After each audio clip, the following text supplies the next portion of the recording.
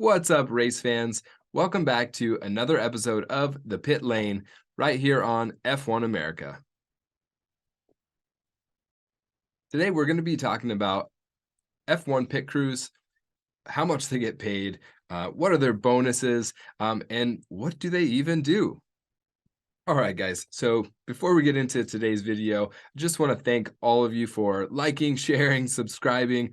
We set some lofty goals to try and get 100 followers, and we can't do that without the help of you guys. So we really, really appreciate it. Thank you so much.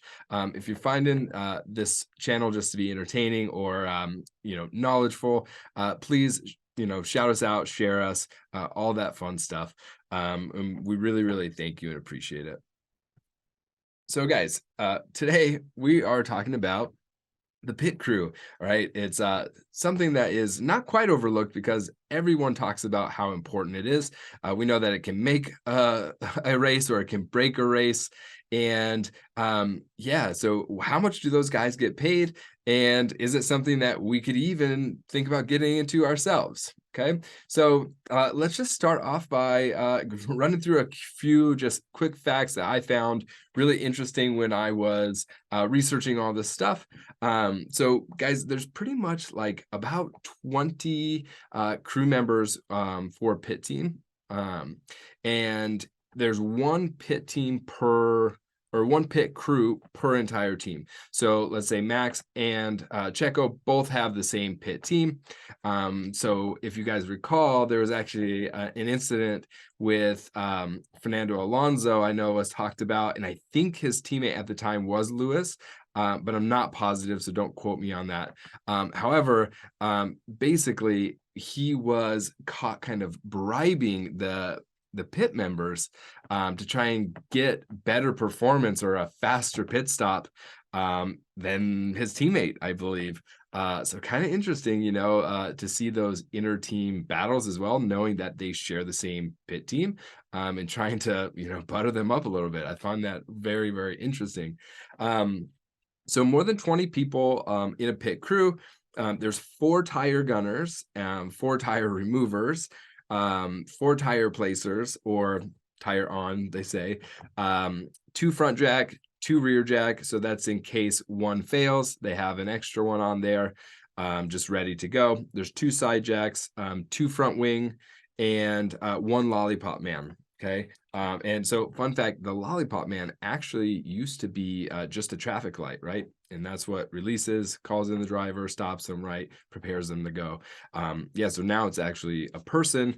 I think the reason behind that is so that because of other pit lane traffic and things, the human part can make sure they're releasing them in a safer manner, right? So kind of cool. I found out that tires actually weigh about 21 to 25 pounds a piece.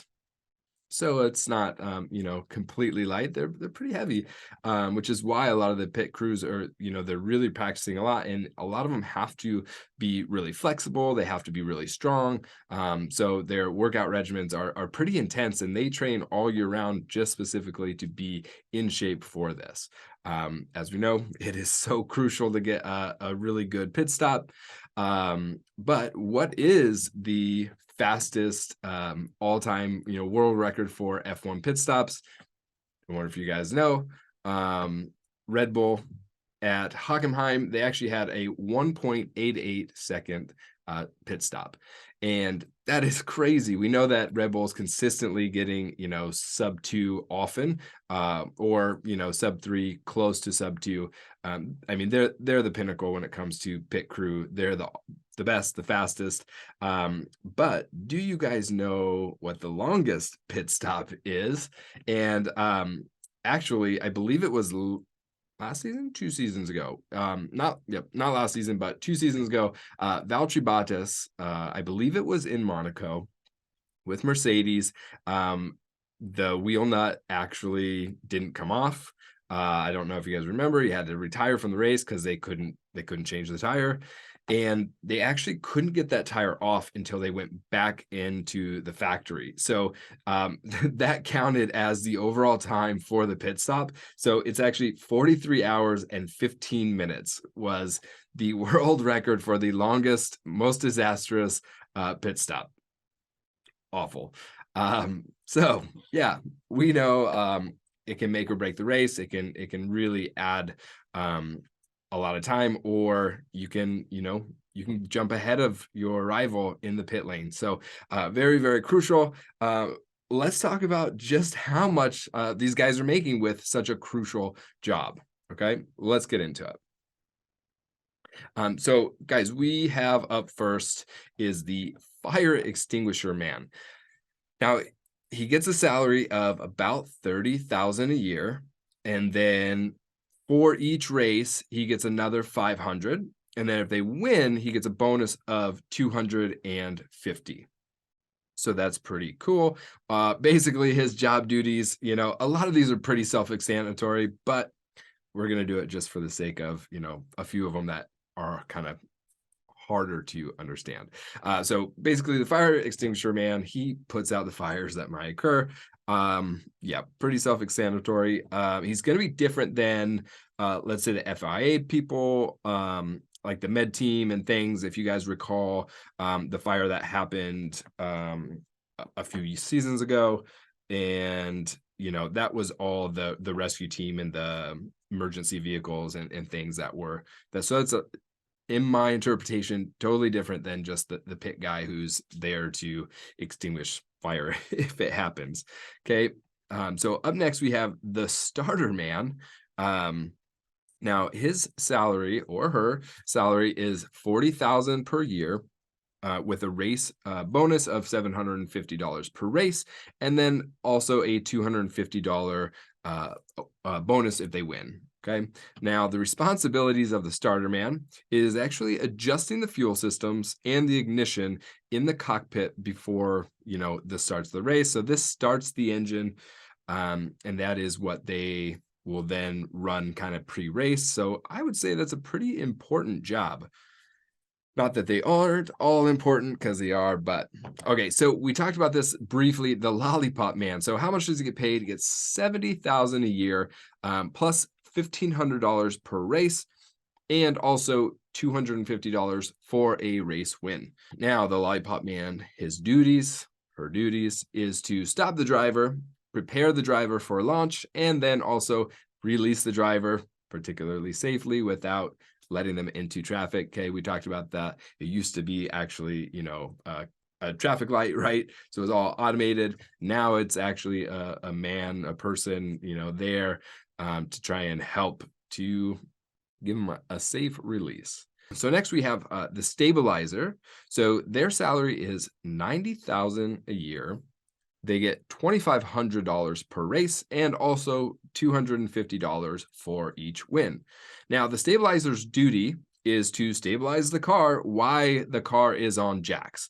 Now, if the jack happens to fail, if the front jack happens to fail, then the stabilizer also has a jack on the side, and they are going to be the ones that are making sure that the front end actually gets picked up in the event that the front jack fails, so that they can still put on the tires and be safe to go. So pretty important. Now, the wingmen, now their salary is $150,000 a year. They get a race bonus, which is $3,000 per race. And if they win, they get $500 for a win. Okay. Their duties are to change the front wing and also to make any changes to the aerodynamics of the front wing if needed. So definitely a crucial part of the job. Moving on, we've got the jackmen. So their salary is also $150,000 a year, and then they also get a $3,000 per race, bonus. And if they win, they also get $500 bonus for the win. Their duties are to lift the front or the rear car in order to change the tires. Remember, there is 2 front and 2 back, just in case one of them fails, one of the jacks fails, then another one is already ready to kind of jump into place. So that way they're not losing a ton of time. Now we're getting into a little bit more of the hustle and bustle. Not that it's not all challenging and important, but next is the tire carriers. So going up a little bit in salary, these guys get paid $270,000 a year, and then every race they get an extra 3,500, and if they win, they get an extra 2,500. So obviously the pay goes up as the intensity or importance of the job kind of goes up. So tire carrier duties, pretty self-explanatory, is to carry the tires, but there is one guy who carries the new tires to put on and one guy that takes off the tires and takes them out. Okay. So 4 guys are both bringing the tires, and 4 guys are going to be kind of removing the tires, right? So we'll talk about that. Here we go. Next is the tire changers. So that is 350,000. So even quite a bit more. Their bonuses are $5,000 per race and also $2,500 for a race win. So their jobs are basically just running the gun, okay, loosening the wheel nut and then tightening the wheel nut. So the way that works, you guys know. So the tire runner runs out the tire and he's going to get ready. As the tire changer runs the tire, another person grabs that tire, and then the tire carrier puts on the new tire, and then the tire changer puts that tire back on, right? So it's crazy. It's a lot of intricate moving parts that have to work simultaneously perfectly, in harmony for everything to go right, and to get those sub 2-second pit stops. It's awesome. So now up next is the refueling person. Now their salary is 350,000 a year, and then they also get $5,000 per race bonus and $2,500 for a race win. Okay, self-explanatory. Their jobs are just simply putting fuel in the car. Now, it was interesting because F1 no longer has refueling during pit stops. So I'm not sure if this person even is still on the team. I would imagine that they still have part of that role. They're just fueling and things inside of the garage, before practices, before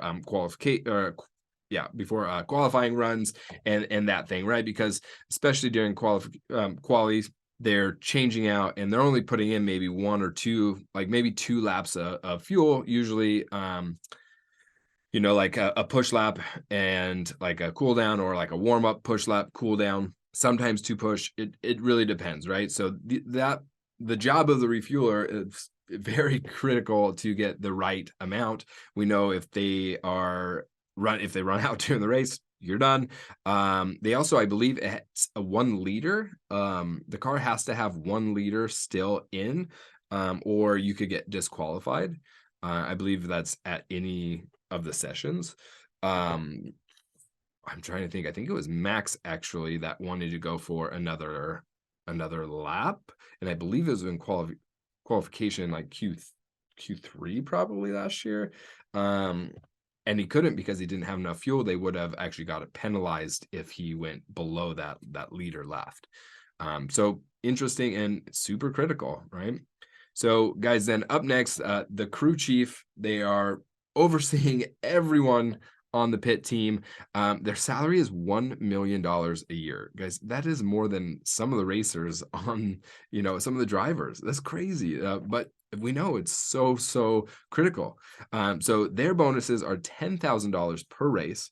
And if they win, they get an extra $5,000. So definitely pays to be part of the crew. And definitely if you're the crew chief, you're getting, some good money. No secret, we already said they're in charge of the entire pit crew. Now, if you guys are thinking about, oh, could I do this? How do I get into it? Well, I got to tell you, you've either got to be an engineer, a mechanic, most often both. So if you really want to get into being on the pit crew, even, you've got to get an engineering degree.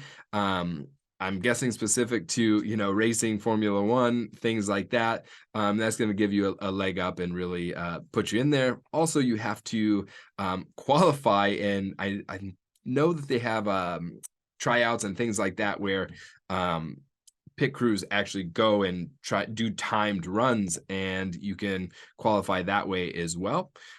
So yeah, really interesting stuff. Hope you guys enjoyed today's video. Again, like, share, subscribe. Um, and guys, really shout out to us. Just let us know what you want to see for videos. Um, if you guys think that, the channel just horseshit and you want to see some improvements, please give us all of that feedback. We're really here to provide videos that you guys want to see. And, fuck it. That's why we're here. So we love you guys, and we will see you next time.